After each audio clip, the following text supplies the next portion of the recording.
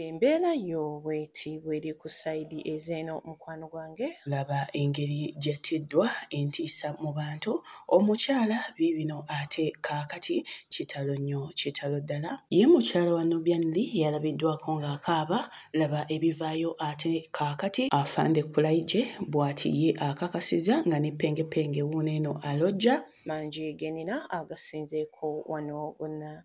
Oliko Evelyn Habiujidia kansobire nti oli fine subscribe nga tanaba notification bell giseeko videos gy'oli mu budde nga bulijjo tugenda kusooka kulike nga video ntandike butereevu. Ne Kabaka Penge ng'akunnyonnyola ebyagenze mu maaso mu nsonga ez'okubeera nga Mukunji atasera ssente ze baazimubbyeko. Jjukira Penge yabaddeyo era katutandikire wano tugenda.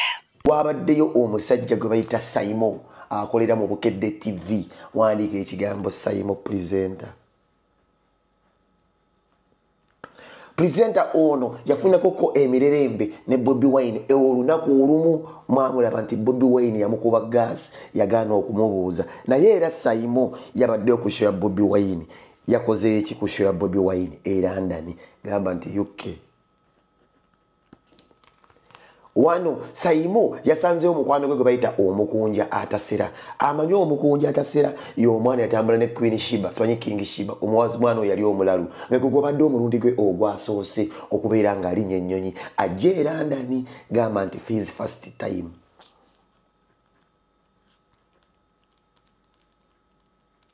Simon ye abadde ajja nnyo e London enfunda eziwera, naye ono omwana gwe bayita omukunja atasera gwe gwabadde omulundi gwe ogusooka okujjawa e London. Nze nabadde nkutte ssente, Simon yantadde wano omukono bw'ati wano.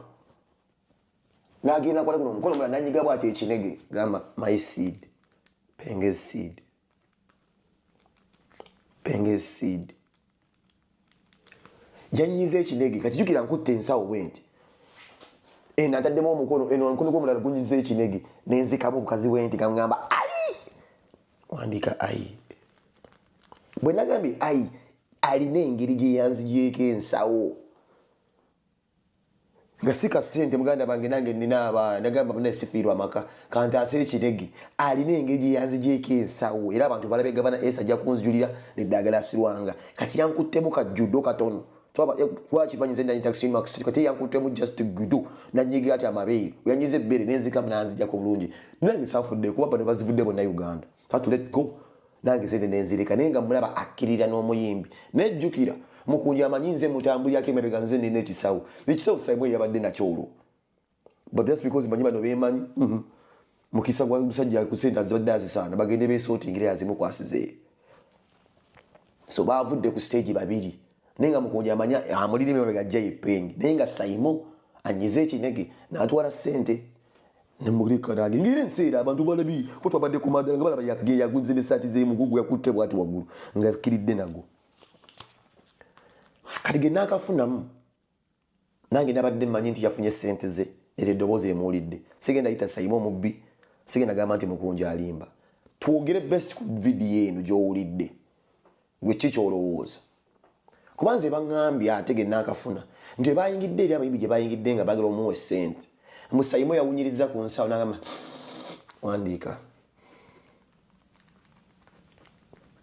ate oba Douglas wagambye abadde amanyi Simon muntu naye Simon alinga omusota ne mubuuza Douglas lwaki ogamba mu Simon alinga omusota yangambye nze nalabye yajjayo olulimi bw'emboobo omusota bwati oba ttiima gamba kobula olwo ssente najjayo emboobo anakonda emboobo y'olulimi gwozo gamba genda kuba bakuli naye nga mboobo olaziwunyirizaako akaso agamba nzimuwe nziruke nkole ndya teri muntu yabadde ayinza funa ssente ez'omukunja ze yafunye kabeere nze nabafaanyi zandi siyinza ziweza ne Simon ayinza ziweza dagala osayinza ayinza ziweza buli muntu yonna gyewiranda ne tosobola ziweza oli yabadde namukisa gwe just London nemumalirako ssente ati ojjukira omusajja ajjeyo emboobo awunyiriza akaso k'essente eno wabikula mu kisaawo bw'ati alabamu zipawundi eziriko obusitiika eziriko kiki dola essente n'addamu n'azitunuulira.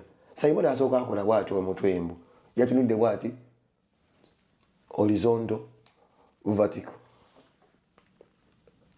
horizontal vertical olwo Mukunja ali mu celebrity status agenda akyabuuza mbu ku bantu nga gwamanyi nabo sente bazirina mu room tannafa nno ku ssente akyabuuza mu ku bantu omusajja ajjukira emboobo zivuddeyo atuna south vertical horizontal olwaba kimaze omwana penga we tuli ku side ezyo naye nga nakwaddeko akatambi wano nga Captain Khalid Awucho yakayanye Mukone Mukwala Nkosamato mu nsonga y'okuba penalty era buterevu omupiira n'agukwasani Allen Okello munange abamu bagamba yandirese Mukwala n'ashininga naye nga basinga bagamba Captain yakoze ekyobukulu era nga abamanyi omupiira bagamba nti Mukwano obeerawo alimenti okuteekinga penalty ezo mukwano gwange mu commenting mutubuulire kibeera kitya abamanyi eby'omupiira era ngono ye mu ndowooza yabadde agamba tugenda waliwo incident yabadde ku kisaawe simanyi bannamu abaddewo mwagirabye ey'okuba nti Uganda we yafunye penalty Mukwala yagadde abeere ng'agikuba however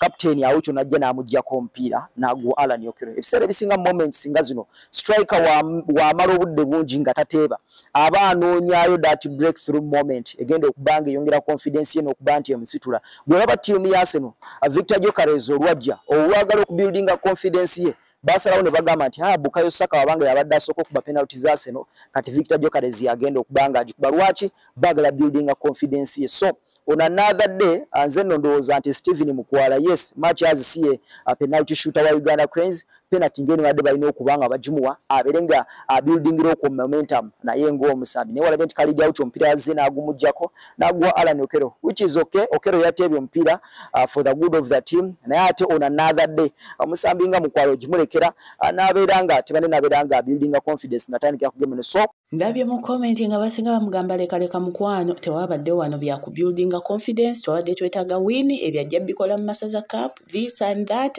ogamba otya mu comment section genda masoberenga otuwa endowooza yo ku nsonga eyo naye nga bwe nkuvuga nkuggyeko eyo kansooka empiseewo kati ni waneeno aptop tugenda obotereze kamera nsooke tudiringa enono wakawempe empya Bebanyabo, Wanakawempe mpya, Wana Uganda, Basebo ne banyabo, Mtongoza mbutongole, akabonero, akesawa.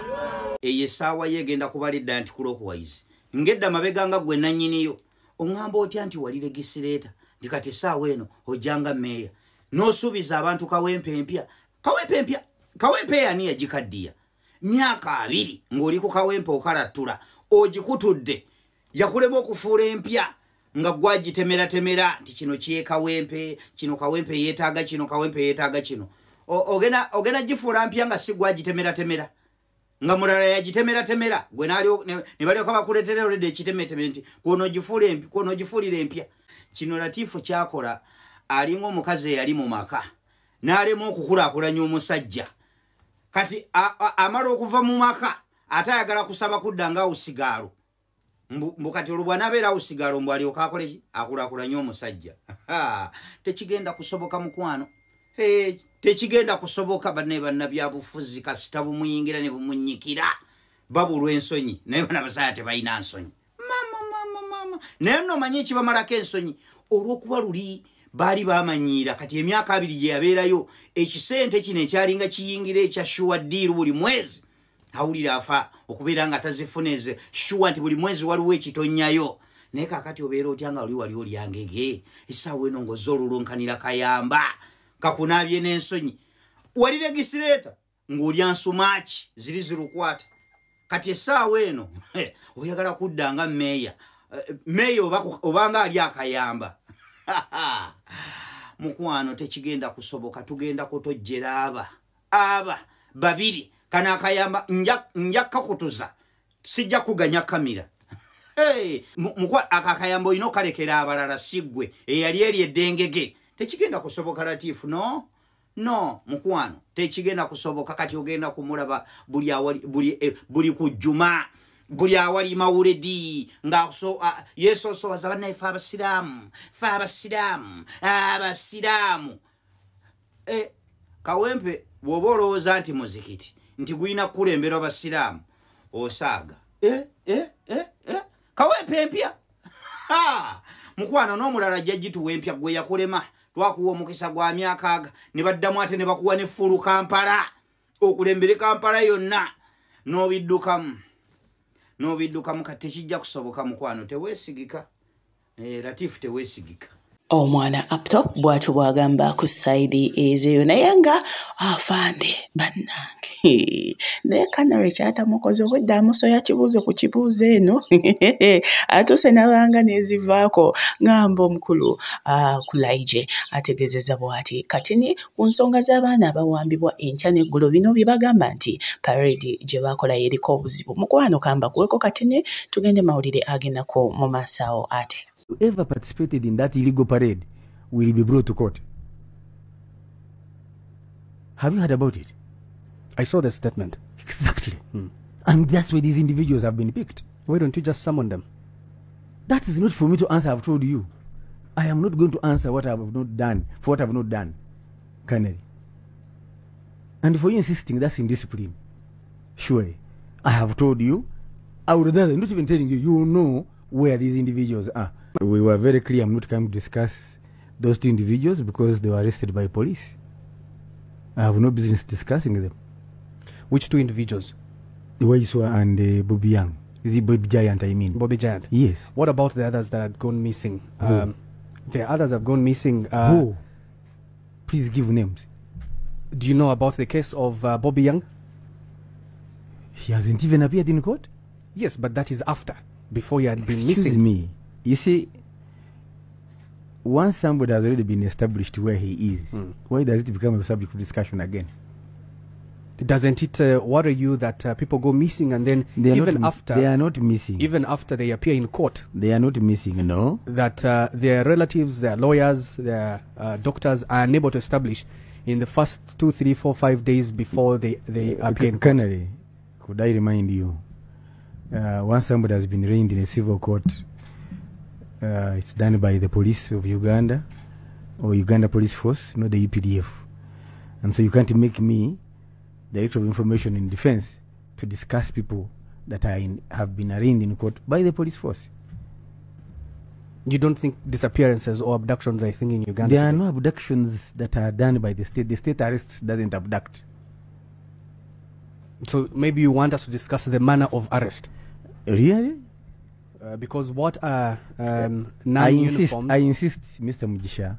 Mugume. Sorry, Mugume. I will discuss election security. That's what I came to discuss. I have no business discussing individuals that are already in a court arraigned by the police. Doesn't Matters of arrest, methodology of arrest, please discuss with the police spokesman. No, I'm saying that it should bother you that men appear without uniform with private number plate vehicles. No, it can't bother me because there are these several methods of arrest that I know of. And two, Uganda is not the only country that has done that. Even though democracies, people can arrest when they are in ordinary clothes. So that shouldn't be worrying us. It would have worried me if people indeed disappeared. There, it's a matter of concern. But once their address has been established, or their whereabouts, and they are in hands of government agencies, we rest. Despite the fact that their whereabouts are known even beyond just 48 hours. I mean, custody of 48 hours, that should be okay because it's within the law. Ideally, should be 48 hours. So what goes wrong? What happens when they're arrested beyond 48 hours? We don't live in an ideal world, do we? No, we don't. Exactly. So what is UPDF's official response on the allegations of abductions? But why should I respond to what we would not do? Why should I respond to hot air? We all know who appeared or who brought Bobby Giant. We know who arrested Waiswa. So why should I discuss this matter? Why should I respond to what I am not responsible for? Sometimes when people go missing, it's police that says we're not aware, and then you go to the UPDF, the UPDF says not aware, and all of a sudden we hear now that they are in unidentified custody. Canary, have I never gone on record to say that one is with us? Have I never? You've ever? Exactly. You see, the Swahili say, mwenye mkunda nakwambia nimenyampa, wewe unakataa. That the owner of the buttock says you have gas and for you to refuse. So I don't understand you. But on a serious note,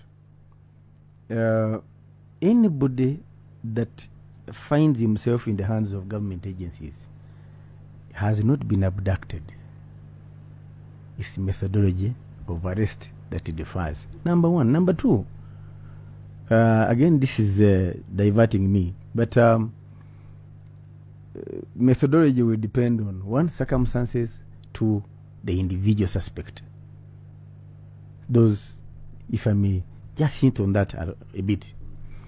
And like I said, your producer told me we are coming to discuss the role of UPDF in elections.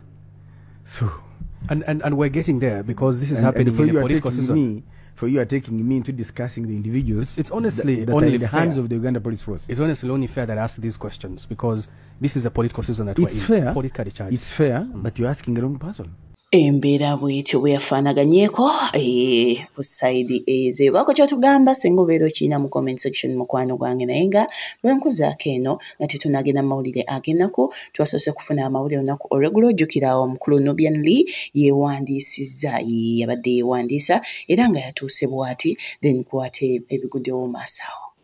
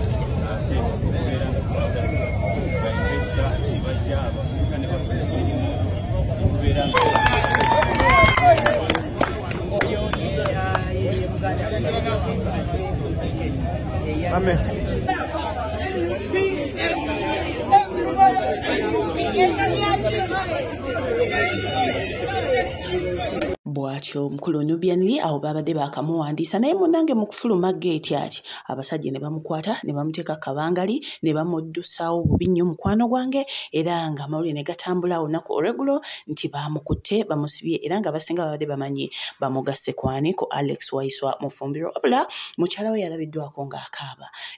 Oluvannyuma lwabba omukwata kankuwemu katini wano tugenda ate ebivaayo kaakati mukwano gwange.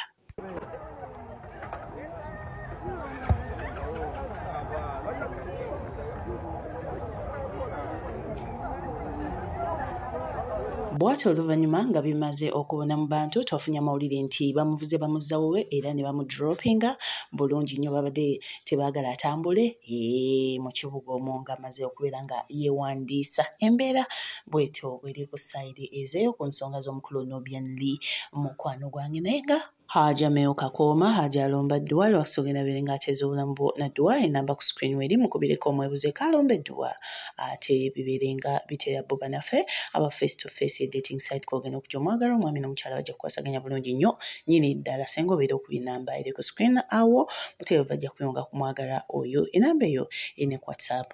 Kikulu nnyo bwe nkuvuga nkuzeeko eno tufunye amawulire agennako bannange simanyi obufumbo eno bulira bano bano byetemye bano bakoze ekimunange. Waliwo Popular MC Embale awo era nga badde akola ne ku mikolo bino ebyokwogerera emikolo mukwano gwange bamukubye ne bamufumita ebiso ne bamutta, naye ng'amutta si mulala omu ku babeezi be oba ku baagalwa be. Bagamba nti yadde n'abaagalwa babiri era nga bw'atyo byabaddemu ensonga y'okusanga omu mu nnyumba ye, mukwano ono n'akwatibwa obusungu n'amufumita ebiso. Kabatunnyonnyole ekyagenze maaso, naye nga bannange kitalo nnyo, kitalo ddala entiisa y'amaanyi nnyo. Sooka olwo ebyagenze maaso ate tubeere nga tugenda mu katambi akasembayo. nga temunaba kwebaka musoke mugende gana amawulire ono omuvubuka bamufumisa ebise ebimujje mu bulamu bw'ensi eno nga amufumisa simulala girlfriend we ono gwolaba abali ne ba girlfriend babiri ng'omu bamumanyi ali ofisha abantu bamumanyi n'omulala nga tebamumanyi kati gwe batamanyi gwe abadde naye olwaliro mu nnyumba era omaze okubeera naye natuka ekiseera ky'okumusiibula agende n'amusiibula kati omwana agamba ng'onsiibula sipidi buzibu ki omwala olufulumya ennyumba tagenze wala akomye bweru awo agenze okulaba girlfriend omulala ng'ajja ng'ayingiza omulala ono ayingidde mu nnyumba ng'ajjayo kisonga amufumita kati ono omusajja wattu MC Gavi n'agezaako okudduka omwana ajja n'amukuulamu ekiso adde agala ndowooza kukimwongera abatuuze ne bamukwata omuvubuka bw'atyo n'ava mu bulamu bw'ensi eno ya akawunti ye MC ono Wambaale mu mabaala g'Embaale abadde akuba Mbaale bamuyita MC Gavini ndowooza ab'Embaale mumumanyi bambi bw'atyo wavudde mu bulamu bw'ensi eno ndeko nkubuze kakati Gavini abadde MC kala bade MC ngayogera ku mikolo ayo mabalaga wano gona ngakolanga MC kati omuwala yamufumisa akambe amufumitidde kyakambe anti bintu bya buba abadde ali mu nyumba ye n'afuluma masibyo omulero nenga ino omuwala gwe yasuzemu naye ona amufumisa akambe gwe yasuzemu naye lindako amufumisa akambe ate gwe yasuze naye kati abadde alina girlfriend gwe tumanyi batera okujjawo n'agenda kati zero aba yamulimbye ekinabanga girlfriend taliiwo kati okumisa akambe ye yasusewo n'amala n'amusiibula okitegeeza n'amusiibula n'agenda kati bwagenze amaze n'akomawo mukazi kitta ndowooza alabye omuvubuka engeri gyamusiibuddemu nga si yamulembe n'akomawo n'atuulawa ebweru kati obwedda mulabawo nga mubuuza muwala buzibu ki nga toli mu nju nga toyingira olinzaani namulabyeko kale kuba mweru namulabyeko yensobola kisamba yasuzeewo kati ekitegeeza omwana afiiridde ddala bw'atyo afuudde amukubye ekito kati omuwala omulala azze ne basisinkanawo ne bakolakolabo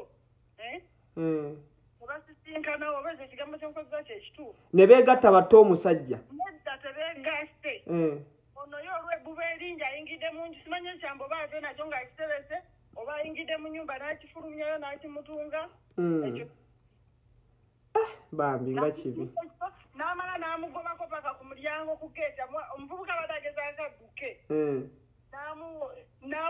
n'akimukuulamu ndowooza abadde akimufumise ng'adduka nakyo kati n'akimukuulamu ndowooza addemu oba akimufumita ogwokubiri kati omuwala bamukutte abakyala n'abaami kambanjulire Hajameo Kakoma alombadwa Haji ogenda mujja Wakiso enamba eri nonti 775 M6 nonti 5 207 bososituka n'ogenda Wakiso Naluvule obere nga munange otereza obulamu otambudde yonna biganye oyagala kola ku mpapula oyagala kutereza bulamu mu ngeri ki wekwate Haji Ameo Kakoma akulombereddwa yokka ate bibeerenga abitereera mukubireko okumanya ebisingawo by'embeera sekugambye mukwano gwanga.